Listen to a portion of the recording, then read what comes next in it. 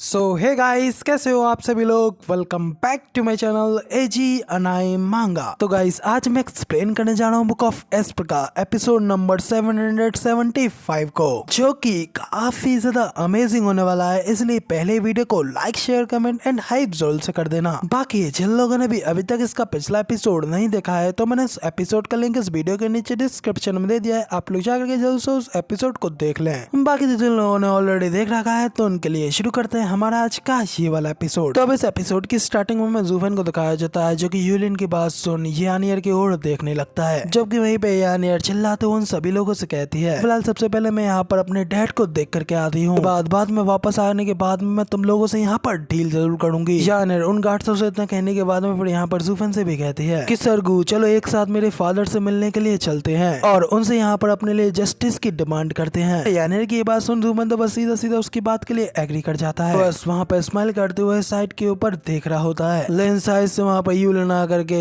अपनी जिंदगी की सबसे बड़ी गलती कर देता है कि होती है ज़ूफेन के ऊपर अचानक से हाथ उठाना, वो भी बिना किसी वजह के। इस साथ में फिर यूलिन ज़ूफेन से कहता है कि तुम यंग मिस से दूरी रहो, तुम जैसे गरीब बाप बेटों की जोड़ी चाहे कितनी भी ज्यादा ऊंचाइयों तक क्यों न पहुंच जाए, लेकिन तुम कभी भी एक फिनिक्स नहीं बन सकते। इन सब बातों से यूलिन वहाँ पर ज़ूफेन को नीचे दिखाते हुए फिर वहाँ से चला जाता है। जबकि पीछे खड़ा ज़ूफेन यूलिन से काफी ज्यादा गुस्सा हो चुका होता है। इसकी गवाही ज़ूफेन की लाल आंखें दे रही होती हैं। वो यूलिन को घूरते हुए कहता है कि ये अब तुम्हारा दूसरी बार है जो कि तुमने ये किया है। तो इसी के साथ में भाई हम लोगों को पता चल जाता है कि सेंगमैन फैमिली में किसी के लगे न लगे, लेकिन यूलिन के बहुत बुरे लगने वाले हैं। जिसके साथ ही फिर हमें थोड़ी देर बाद का सीन दिखाया जाता है, जहाँ पे कि यूएर वहाँ पर अपने डैड के पास में आ गई होती है। उसने वहाँ पर उस सब सिचुएशन के बारे में वहाँ पे अपने फादर को बता दिया होता है। तो फादर भी हंसते हुए कहता है कि हाँ ठीक है मैं समझ गया। इस ओल्ड मैन ने तो यहाँ पर उन लोगों से बस इन दोनों फादर और सन की प्रोटेक्शन के लिए कहा था, लेकिन अगर किसे पता था कि वो लोग यहाँ पर इतने ज्यादा एरोगेंट निकलेंगे। तो मत करो बेटा, बाद में मैं उन लोगों को एक अच्छा सबक सिखाऊंगा। फिर क्लैन एंड वहाँ पर ज़ूफेन से भी कहते हैं कि जी फैन, तुम अब से हमारे सेंगवन क्लैन के हिस्सा हो, इसलिए अब तुम्हें हमारे सेंगवन क्लैन की रेस्पॉन्सिबिलिटीज को भी अपने कंधों पर लादना होगा। इस समय हम लोगों में से कोई भी यहाँ पर बाहर घूमने के लिए नहीं जा सकता,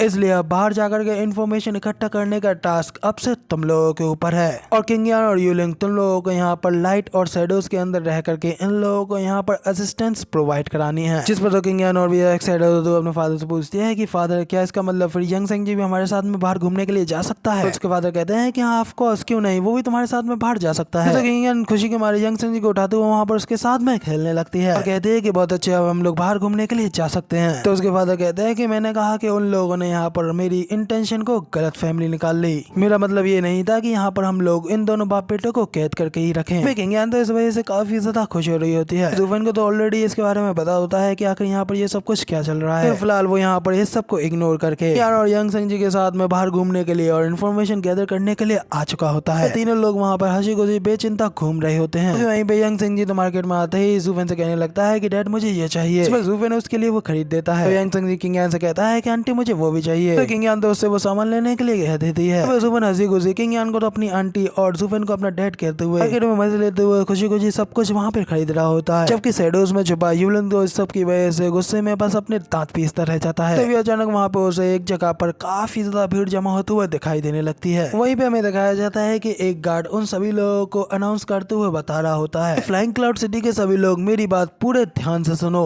इंपीरियल कैपिटल से हम सभी लोगों के लिए एक मैसेज आया है, जिसमें कि बताया गया है कि शॉर्ट स्टार एम्पायर के best talent his highness crown prince इस समय कल्टीवेशन के दौरान एक घटना के शिकार हो गए, जिसकी वजह से उनका डेंटियन बुरी तरीके से खराब हो चुका है। यहाँ तक कि उनकी मदद के लिए अनगिनत एल्केमिस्ट्स को भी बुलाया गया, लेकिन उनमें से कोई भी उनकी मदद नहीं कर सका। इसलिए अब यहाँ पर जितने भी अच्छे अच्छे एल्केमिस्ट हैं, उन सभी लोगों को यहाँ पर इंपीरियल कैपिटल इनवाइट किया जा रहा है, ताकि वो वहाँ पर जा करके क्राउन प्रिंस को कंसल्ट कर सके। इसलिए अगर आप में से किसी के भी पास में ये स्किल्स मौजूद हैं, तो फिर वो यहाँ पर सीधा फ्लाइंग क्लाउड मैनर में जा करके रिपोर्ट कर सकता है। जिसके बाद मैनर में आप लोगों की काफी अच्छी तरीके से स्कैनिंग करने के बाद में अगर आप लोगों के अंदर वो स्किल निकली, तो फिर आपको इंपीरियल कैपिटल भेजने के लिए रिकमेंड किया जाएगा। और फिर बाद में आप लोग क्राउन प्रिंस को पूरी तरीके से हील कर पाए या फिर नहीं, इससे आपका फ्यूचर हमेशा के लिए ब्राइट हो जाएगा। इसलिए कोई भी स्किलफुल बंदा इस चांस को बिल्कुल भी अपने हाथ से ना जाने दे। तो यहाँ पर ज़ूफेन भी ये सारी बातें सुनने के बाद में अपने मन में कहता है कि भले ही यहाँ पर क्राउन प्रिंस की ये सिचुएशन सच है या फिर नहीं, लेकिन फ्लाइंग क्लाउड मैनर के अंदर घुसने का ये एक बहुत अच्छा चांस है।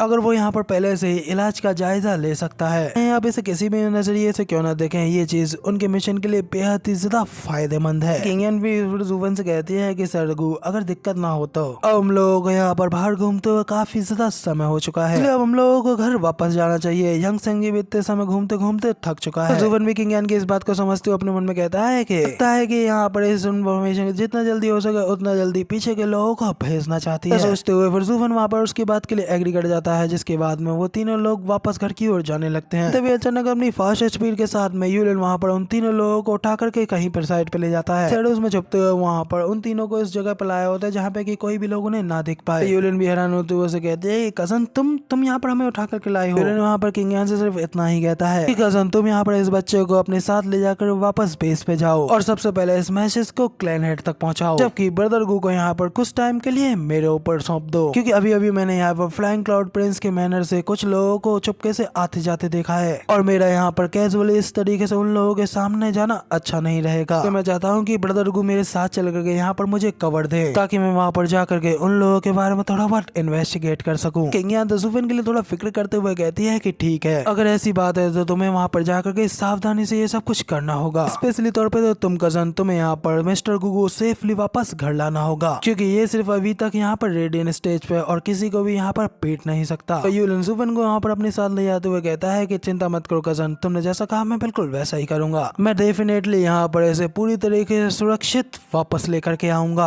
वो जुवन के कंधे पर स्माइल करते हुए हाथ रखता है। मतलब यूलिन के मन में कुछ तो गड़बड़ चल रही है। जुवन भी सब के बारे में थोड़ा बहुत समझ चुका होता है, इसलिए वो भी वहाँ पर स्माइल कर रहा होता है। लेकिन इसी के साथ में हमें थोड़ी देर बाद का सीन दिखाया जाता है यहाँ पे कि यूलिन वापस अपने डैड के पास में आ चुकी होती है। उन्हें वहाँ पर उस अनाउंसमेंट के बारे में सब कुछ रिपोर्ट कर चुकी होती है। उनके तो फादर भी यहाँ पर काफी ज्यादा शौक होते हुए कहते हैं कि क्या फ्लाइंग क्लाउड मैनर यहाँ पर एल्केमिस्ट को रिक्रूट कर रहा है। यानर, क्या तुमने जो अभी अभी कहा वो इन्फॉर्मेशन क्या पूरी तरीके से रिलायबल है? तो यानर कहते हैं कि ऑफ कोर्स, इस बात को मैंने खुद पूरी स्ट्रीट में फैलते हुए देखा है। तो यानर के फादर कहते हैं कि फिर तो ये इन्फॉर्मेशन सच भी हो सकती है और झूठ भी हो सकती है, लेकिन ये जरूर कहा जा सकता है कि ये अपॉर्चुनिटी हमारे लिए प्रिंस के मैनर में घुसने के लिए काफी ज्यादा अच्छा चांस है, लेकिन एक ऐसे समय पर बस ये चीज कोई एक ट्रैप ना हो। के बाद में फिर फादर वहाँ पर यूलिन और जुवन के बारे में पूछते हैं कि आखिर वो लोग कहाँ हैं। किंगन उसे बताते हैं कि यूलिन ने यहाँ पर उससे कहा है उसे यहाँ पर फ्लाइंग क्लाउड प्रिंस मैनर के रिगार्डिंग कोई क्लू मिला है, इसलिए वो यहाँ पर गुई फेंग को अपनी कवर के तौर पर बोरोड करके वहाँ से ले गया है। तो क्लैन हेड यूलिन की इस बात पर कुछ देर के लिए सोचने लगते हैं और फिर कहते हैं ओह, यूलिन तो यहाँ पर हमेशा ही काफी ज्यादा काम और स्थिर रहा है, तो फिर उसका ये सब कुछ करने के पीछे जरूर से कुछ कारण रहा होगा। बस गुई फेंग को उसके साथ रह कहीं कोई दिक्कत ना हो जाए। पर अपनी आंखें बंद करके इस सब चीज के बारे में कुछ देर के लिए सोचने लगते हैं। वहाँ से जाते हुए यानर से कहते जाते हैं कि यानर, मैं समझ गया, अब तुम जाकर के रेस्ट कर सकती हो। साथ ही हमें यहाँ पर अगला सीन उस घर के उसी कोने का दिखाया जाता है, यहाँ पे की सेंगन फैमिली के वो तीनों वेनरेबल्स रह रहे होते हैं। लैंडर भी वहाँ पर पहुंच करके उन्हें सब इन्फॉर्मेशन के बारे में बता चुके होते हैं। फिर उनसे कहते हैं कि तो बात कुछ ऐसी है और हमारे लिए एक अपॉर्चुनिटी है या फिर एक ट्रैप, इसके बारे में हमें कुछ नहीं पता। वहाँ पर उन लोगों से उन तीनों वेनरेबल्स में एक वेनरेबल कहता है कि क्राइसिस यानी कि संकट के टाइम पर डेंजर और अपॉर्चुनिटी दोनों एक साथ आती हैं। अपॉर्चुनिटी केवल वहीं होती है जहाँ पे खतरा खड़ा होता है। अच्छा, अपॉर्चुनिटी होती है वहाँ खतरा तो डेफिनेटली तौर पर तुम्हारे करीब आ रहा होता है। तो अब चाहे कुछ भी क्यों ना हो जाए, ये हमारे लिए फ्लाइंग क्लाउड प्रिंस के मैनर के यहाँ पर उसके इलाके का जायजा लेने का एक अच्छा मौका है, जो कि बिना सोचे समझे वहाँ पर इधर उधर भटकने से काफी ज्यादा बेहतर है। जैसे कि पिछली बार हम लोगों को एक काफी बड़ा लॉस झेलना पड़ा, यहाँ तक कि तुम्हारी बेटी भी एक काफी बड़ा डेंजर में फंस गई थी और ऑलमोस्ट मरने ही वाली थी।